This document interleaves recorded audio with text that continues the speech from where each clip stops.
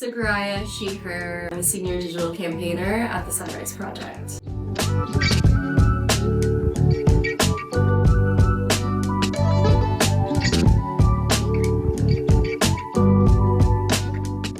Yeah, it's a really good question because my work involves both inside and outside engagement with automakers, with corporations. And so that means we're not only leveraging direct pressure through our relationships with them, but we are also leveraging campaign outside pressure, get them to change their policies and practices.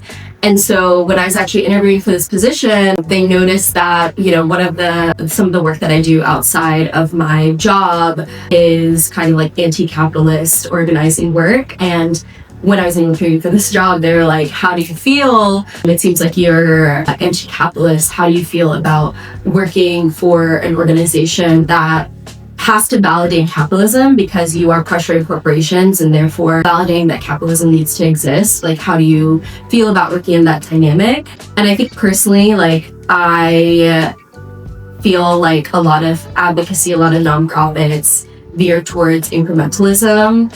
And I think when we engage in this conversation on incrementalism versus radicalism, I think that they both can exist and should exist. I think radicalism pushes us and gives us a vision of what we are actually working towards, and incrementalism provides a way for that to happen in different spaces where radicalism, there may not be like the political scenario or landscape for radicalism to exist. So I think that both are necessary, and I want to, my work is very incrementalist, but I think in my personal life, try to, give my time to organizations that also support, radicalist agendas. I think it depends on the day.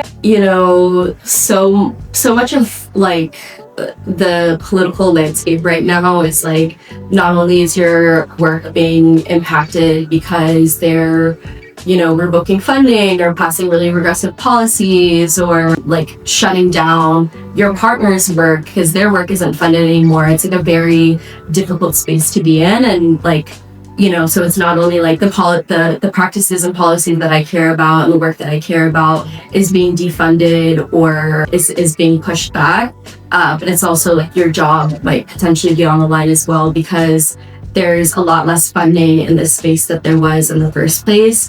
And so I think some days are easier than others, but I think you have to ground yourself in the fact that this work has always existed, it will always exist, and the times right now kind of affirm its need to exist. I think my community keeps me grounded. The people that I choose to surround myself with really paint a picture of the life that we're all fighting for and the better future that we're fighting for, one where we can all, fight for a better world together, one that is free of bigotry and supports a way for us to all live as ourselves. And my community really exemplifies that. And so they keep me grounded and they remind me what I'm fighting for. My name is Lisa Garaya. Follow me on Instagram if you want, Lisa Garaya. But I definitely suggest that, folks in the advocacy space, if you're looking to be in the advocacy space